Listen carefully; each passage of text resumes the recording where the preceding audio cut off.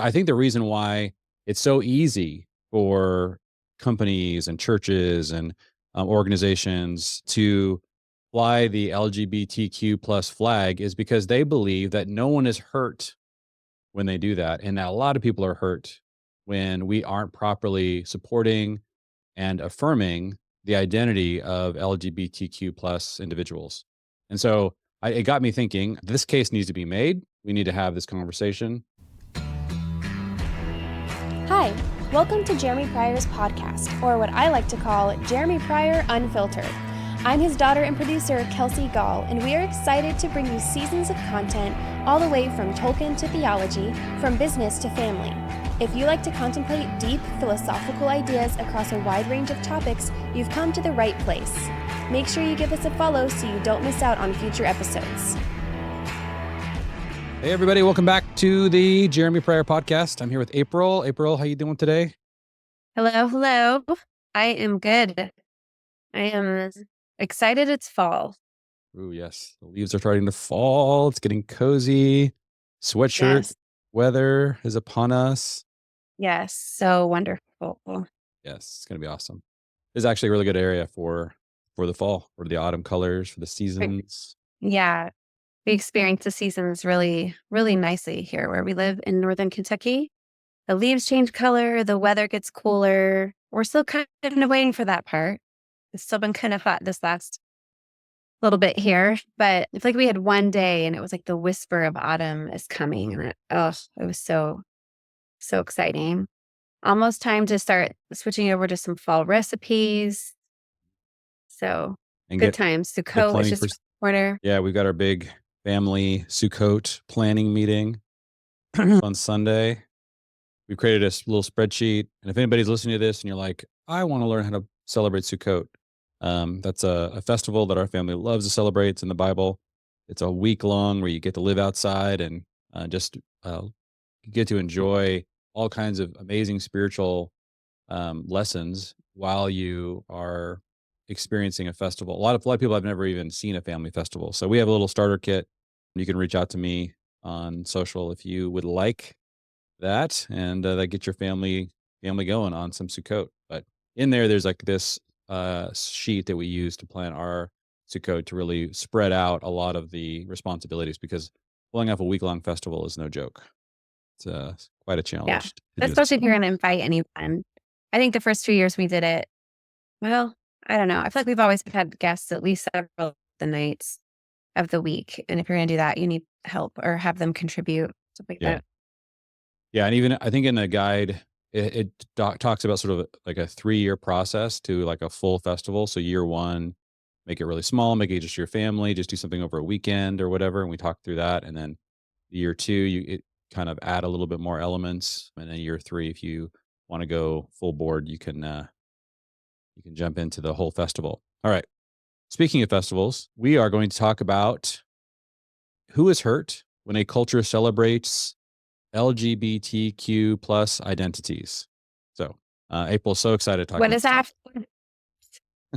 What does that have to do with festivals, feasts, holidays? Well, fall is a time where colors change, and the LGBTQ flag has lots of colors on it, and therefore Jeremy's becoming more and more famous or infamous for his segues. Yes. Yeah. Yeah. I don't like to have to think of a good segue. Why can't we just change the subject?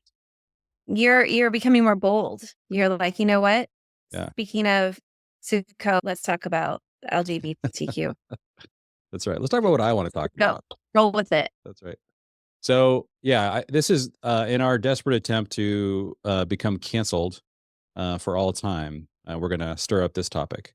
So I really want to talk about this because, and you guys will see in the little essay, I'll read it for you guys, and then April, get your take on it and discuss it a little bit. We're not going to go into lots of detail, but I just think this is a topic that needs to be discussed because it really, for me, it has a lot to do with the flags you see everywhere, corporations. I think corporations are by nature cowards, and they wait until there's little opposition to jump on a bandwagon. That's why you don't see corporations wading into the abortion debate. But if it ever got really one-sided, they would. They just wait and wait and wait, and then they pile on when they see that there's a growing consensus, because then provides a marketing opportunity for them to associate their brand with a value that they feel like is on the rise.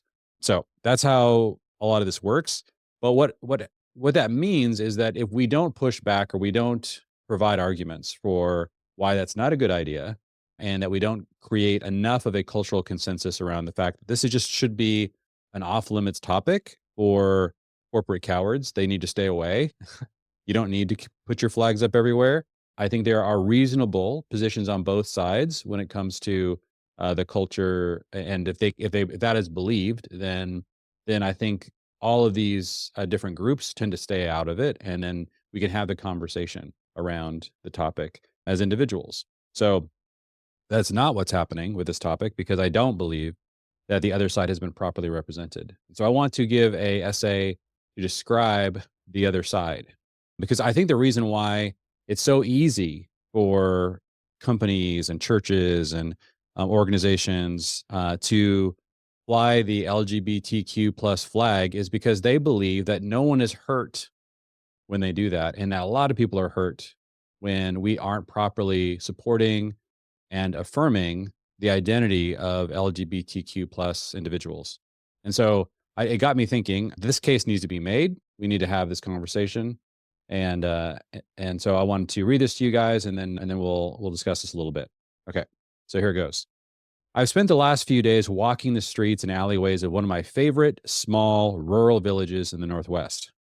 The coffee, the flowers, the food, the views, everything is made so beautiful by the hearts and hands of these local artists. Perhaps the only thing more ubiquitous than the thoughtful touches of creativity is the LGBTQ plus pride flags and signs proclaiming things like, quote, everyone is loved here, and, quote, this is a safe place. Really? Is everyone loved? Is everyone made more safe? You see, amidst all of this beauty, I find these messages strangely dissonant. Why? Because these signs aren't loving everyone and are choosing to make some safe and others less safe. But the other side of these well meaning messages is hidden. So let's take a minute to spotlight those being excluded and often injured by the ideology these messages are promoting. Pointing this out is so important because the reason for the boldness with which shop owners and churches fly these flags betrays the fact that they either don't know or don't care about the cruelty their kindness, quote unquote, perpetuates on other parties. So here are 5 parties you choose to injure by flying your pride flags. Number 1, children. Celebrating LGBTQ plus pride is the practice of acting compassionate to some children while being cruel to others. Children are hurt more than any other party by a culture that champions individual identities over family identities. Flying these flags is a signal that the movement that says your sexuality is the place from which you form your deepest identity is deeply anti-family. The United States has now surpassed Sweden as the country with more single-parent households than any country in the entire world. The other thing that the US and Sweden have in common, along with all the other top countries where family bonds dissolve most frequently, is these places are where hyper-individualism is being most aggressively embraced. Children growing up without both a mother and a father are at an enormous disadvantage, but even researchers who have most documented this fact refuse to draw the obvious connection between hyper-individualism and refusal to create a culture that encourages children to find their identity in their family over their sexuality. A culture championing hedonistic sexuality and the primacy of sexual identity may seem momentarily safer for someone wishing to explore alternative sexual identities, but it is decidedly neither safer nor more loving for countless millions of children affected by the weakening of the family. That's the inevitable result. So that's the first group that is injured by the decision to celebrate this as a prime value in society. All right, number 2, your ancestors. Every person you meet is a part of a family line so resilient, so resourceful, so powerful, it stretches back unbroken to the very beginning of the human race. Did thousands of your ancestors persevere through countless of unremembered sacrifices in order for their descendants at a time when we enjoy more peace and safety than they could have ever dreamed choose to end our family lines forever, this alone is reason to not be, quote, proud of LGBTQ plus identities. Challenges like same sex attraction make the tragedy of ending a resilient family line more likely, but this is not something to celebrate. Stop disrespecting the gift of life given to you by your ancestors and celebrate continuing your family line, not ending it. Number 3, the third party, is your descendants. Most of our suffering is caused by our short-sighted forefathers, and we return the favor by ignoring how our decisions impact our descendants. Break this cycle in your generation. I once read that when a Jewish child dies before having children, the family mourns not only the loss of that child, but the 10,000 descendants of that child who will never now be born. This, of course, is true at the death of any child. But today, instead of mourning the loss of descendants, we celebrate identities that make cutting off a person's future descendants some kind of accomplishment. That's the third group that's injured when we celebrate this value. Number 4, the covenant of marriage. It's just a piece of paper. No, a wedding is an act of covenant making before God. This is a brilliant idea that gives stability to entire civilizations. We diminish its significance at our own peril. The reason for the narrow sexual ethic in Scripture is to create a culture that promotes multi-generational families. One man and one woman for life is the only sexual ethic worth celebrating. The reason we throw a party when a couple has stayed faithfully married for 50 years is that something remarkable has been genuinely accomplished, not just for that couple or for that couple's family, but for society as a whole. Now that is a flag worth flying. Instead, today we celebrate the bravery of someone publicly championing their desires at the expense of others. Our culture refuses to face the fact that every time we loosen the biblical sexual ethic, we weaken the marriage covenant at the core of the family for future generations, and our grandchildren will pay the price. The marriage covenant has never been weaker, starting with no-fault divorce and climaxing with the redefinition of marriage to include alternative arrangements. We don't see the cultural cruelty being unleashed by our supposed compassion because it launches a slow-moving disease that will be most fully experienced by those not yet born. So that's the fourth group that's impacted, is really all of society is impacted when the covenant of marriage is weakened. All right. And there's a fifth party that is injured when we celebrate this. This is a quote from Bailey Gillespie. As followers of Jesus, our allegiance to the King and his kingdom is our priority. Submitting to Christ as King is an act of worship. Last but definitely not least, any follower of Jesus believes that this world was designed for a purpose by an all-knowing, all-loving God. These flags have become a growing symbol of conquest. They represent an alternate kingdom. They say, well, we have dethroned Jesus and now worship the idol of self. God never makes somebody LGBTQ+. This is a false identity category created by a culture determined to free itself from the purpose behind its design. Yes, some struggle more than others to live into the design of the Creator, but we don't celebrate the decision to give into the wrong side of that struggle. We should have genuine compassion for these challenges without encouraging a lifestyle of sin, along with all of the inevitable consequences that result. So the next time you see a business or a church proclaiming their compassion, understand the real trade-off of cruelty they are celebrating as well. We become what we celebrate, and today, it takes wisdom and courage to stand up to the collective blindness to injuries and corruption being unleashed by this ideology. The Family Plan Calendar is the new way to keep your family team organized. Plan your rhythms, menu, household chores, and notes for the family all in one place. Visit familyteams.com to purchase.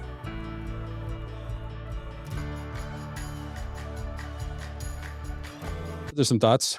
I'm curious, April, anything that stirred up for you? I know that, we process this a lot and try to understand it. And I think part of what I'm really trying to do is systematically describe the damage that is being created by this. And again, I think the reason I want to be so specific about this is because I think that it's reasonable that there are people that don't believe in God, that struggle with this and are going to want to promote an ideology. What really bothers me is the assumption that celebrating that ideology for neutral parties like corporations or churches is being done so reflexively because nobody's making the counter argument clearly enough. That's what I'm really trying to address here. So, yeah. April, what are your thoughts about that? Anything that stirs up for you? Yeah, I think the idea of the corporations having their politics, like having an opinion and then promoting their opinion at stores or restaurants or things like that, it helps society just begin to agree, or Right.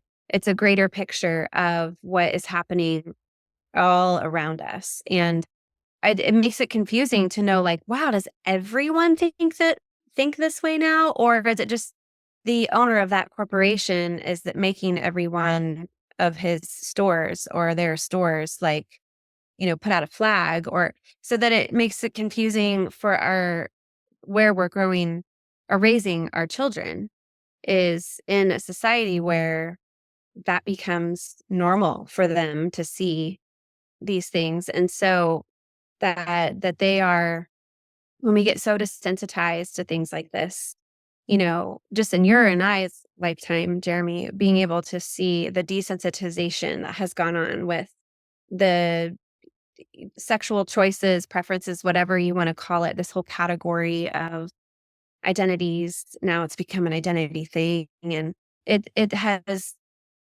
you desensitize it to the point where we have to talk to our kids about it. They are going to be exposed, whether they're not just walking into a store, they're walking into a store with this kind of a flag on it or this kind of a display at the entrance of the store. Or, and so it has to be addressed. And it used to just be like, whatever preferences you have, you keep those to yourself, or that, like, you have your group of people that you hang out with, and those you all kind of agree or believe the same thing. But it's not like it hasn't been like the corporations or the churches, especially, that you see. So I think it is weaving the fabric of our society. It is becoming topics that are discussed more and more openly without them being like something that you would discuss in the home. Yeah. And so I feel like it is definitely affecting the children of the society.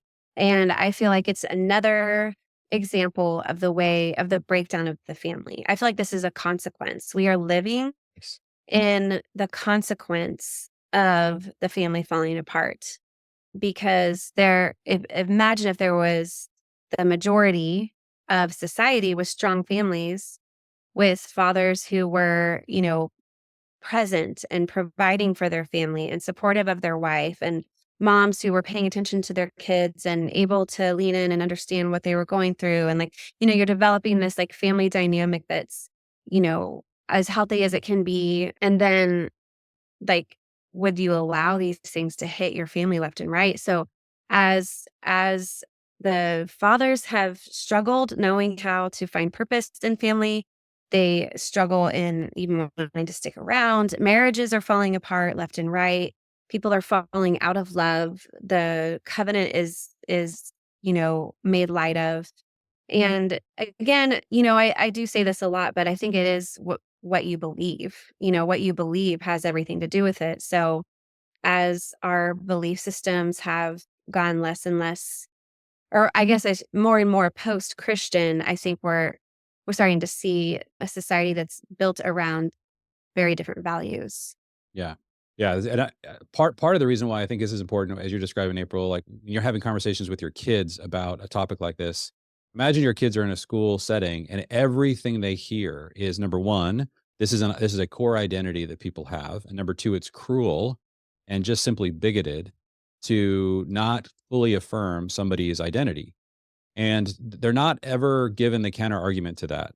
Number one, I don't think it's an identity. Like, that's a decision that maybe that person's made to form an identity around a sexual preference.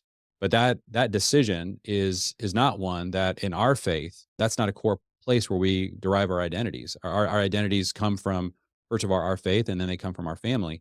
And so it's important to understand that when somebody does identify deeply with their sexuality over any kind of faith-based, family-based identities, that move itself is incredibly destabilizing to all of society. And so you don't have to make that move, even if you have a same-sex attraction. You don't have to make the decision that this is going to become a core identity that I'm going to celebrate and need other people to celebrate and affirm. I'm going to primarily, but of course that's being done. Now, the other thing that I think that kids are being exposed to is this other idea, which is that it's cruel not to affirm that. And I Right. feel like part of the challenge that we're always facing is that the assumption, of course, on the other side is you have some kind of weird religious belief or some kind of disgust reaction to people. And so that's just pure bigotry. And instead of having steel manning the other side, and this is what I'm really trying to do, trying to help people understand that no, no, no. I think the problem is that, and on one hand, I don't think it is being cruel to that person because their decision to identify with that, and that's really coming through an ideology that we fundamentally disagree with. I don't feel like it is cruel to, or it's an act of compassion to affirm that identity because I think that that's going to send their life trajectory, their whole self identity into a realm that I think is unhealthy for them and is really not in line with the design that I see in scripture that God created for all humanity, not just people of our faith. And so we Right. don't want to identify, we don't want to continue to promote that. But on the other side, and this is where I feel like this is the part that I just don't see being articulated at all. We are simultaneously being cruel to other people when you do that. And one of the things our culture does is we discount so terribly cruelty to future generations. This is, Yeah. our, for example, the debt. Nobody seems to care in our society anymore that we're leaving our children with an incredible debt that they'll never be able to pay. I mean, imagine my grandchildren are going to primarily live in a world in which half the income of the United States being coming from taxes is going to go against interest to the debt, and all of the money that was spent, all of the benefits were given to a previous generation Yeah. and they're left with the interest payments. This is so cruel, but nobody cares because who cares about future generations? Like we Yeah. just discount that. And so this in the very same way, the decision to destabilize the family and all of the impact that's having on children and on future descendants is so pronounced. I saw this a lot when I was listening to, there was a famous conversation that Joe Rogan had with Matt Walsh. Matt Walsh had a really hard time articulating why he was opposed to gay marriage in a way that resonated with Joe Rogan. And Joe Rogan, his argument, Joe Rogan just constantly just kept saying, look, it doesn't affect my family. Like, it doesn't affect my decision to stay married to my wife. Our covenant of marriage is basically what he was saying is not weakened when by something that other people are doing privately in their own bedroom. And one of the things I got so frustrated with that discussion is that Joe Rogan grew up in a era in Hmm. which this was not normalized. Joe Right. Rogan has no idea what it's like to be a child growing up in an era when this is being celebrated. And I would say that it absolutely will weaken the marriage. Now there's a lot of hits that have been the marriage covenant has taken so many hits. It took a massive hit when divorce became so easy and no fault divorce was created. Like it's been taking massive Yes. hits ever since. But this is just another hit on a very fragile institution. The institution, by the way, that is really the bedrock of society, and not just society as a whole, but really the best thing that could ever protect children and provide a good, stable structure in which for children to live in. So this has been eroded by more and more and more of these ideologies that always put the individual ahead of the family. And so no fault divorce certainly did that, but also LGBTQ plus is an extension of that same ideology, that individualism is ultimately what's most important. And then we're shocked that we live in a culture where we have the largest number of single Right. parent households in the entire world. Like nobody's drawing that connection. And so to say something like to someone like Joe Rogan and just say, hey, like those things are connected.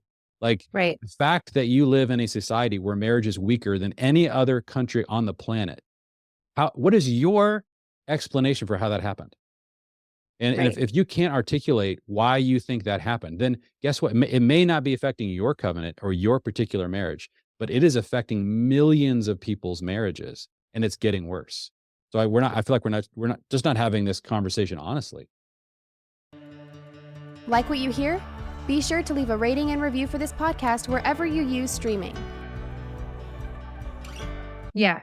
And there's that like toxic compassion component to it because like you said, a lot of if this is you know, this topic is brought up in schools or things like that, it's considered, it's they're saying things like hate speech and like, all this stuff. So it's like on one side you have this, seemingly super compassionate people who just have compassion for these, the underdog and how they should be, dealt with and anything other than that is hate speech and it's like we're redefining words. We're redefining a lot of things and finding your identities in bizarre places. And it's all part of the same, it's all wrapped up in the same bundle. That's why I think it is important always in these conversations to at least start with the value that's being promoted by the person you disagree with. And so the value that's being promoted by so many of these, and I'm really speaking almost more directly to the churches and the companies that are flying these Yeah. flags. Like in the town we were in Northwest, this gorgeous artistic town, there was a church in the middle of the town, and it was unbelievable. So it wasn't Pride Month, but there were 4 massive, pride flags outside of the church. You had to walk through a gauntlet of these huge flags to get into the church. And just Yeah. recently, as I was walking down the street of our town, I walked up to one of the churches that we have been to and have really tried to understand, like, get to know, and right there was a pride flag in the window, or the doorway of their church. And I think that the reason you put that there, a very well-intentioned person said, "I wanna make sure that people with LGBTQ plus identities understand that we're a safe place for them to come. And so Yeah. we're gonna go ahead and put this flag here, and we're gonna communicate to them that we want you here, you're welcome." And I think that part of what I think is so unfortunate is that there's not an awareness that the decision to say that that's just ubiquitously good, that's always good, that's good no matter what, that there's no other side, there's no other damage being done. And I of course, I find it uniquely offensive for a church to do this because it is the job of the church, according to Jesus, to be the salt and light of the Yes. culture. Your job Right. as the church is to actually you have access to divine revelation. You don't Yes. have the excuse that I don't really know how God designed these things. I don't maybe sexually based identities are really important. Nobody who studies scripture is going to come away thinking that that's a biblical idea. That's a Right. cultural idea. That's a cultural ideology. And it's a conversation we need to have with people that are not believers, that are having that ideology. But when believers betray their Lord, betray scripture, betray the design that God created, and decide to fly these flags in order for supposed compassion, and they're being cruel to millions of children, to millions of families, and they're eroding society when this is their core job in society. This is one of the basic things that we need churches to actually stand for the truth. And when they fold, when they capitulate, that opens the door for all the corporations to say, well, there really is no other side to this. We've all just agreed that this is just morally virtuous. And of course, I'm just looking as a company for how to proclaim my moral virtue. And so I'm going to find a way to do that. And here I'm being told that there's a bunch of bigots on one side and there's all these people of compassion and love on the other. And so we're going to fly the flag. And this is what is just so aggravating about the way that this is being framed. And I know Yeah. that, even in one case, we had friends who were every single year during Pride Month, they're being somebody will come in and ask them to put the pride flag in the window of their business. And if they say no, then there's going to be an actual campaign Yeah. and I've seen this campaign. They created it last year to try to get everyone to no longer go to their business and to destroy their business. And that's one of the subtle reasons why, like, it's behind the scenes, subtle in the sense that most people don't see that who are just going to that business. They don't know that there's actually a movement that happens and gets reignited every single year to try to put them out of business because they're not. They don't think it's compassionate to fly the flag. They think that they believe in what the scriptures are saying about these designs and about the way that God intended identities to be formed. And that decision is costing them a lot of money and could ultimately, for a lot of businesses, really put them out of business. And this is why I don't think it's safe any longer to be silent about the other side of this argument. Because Right. when we don't say anything, we put all of those business owners at such risk.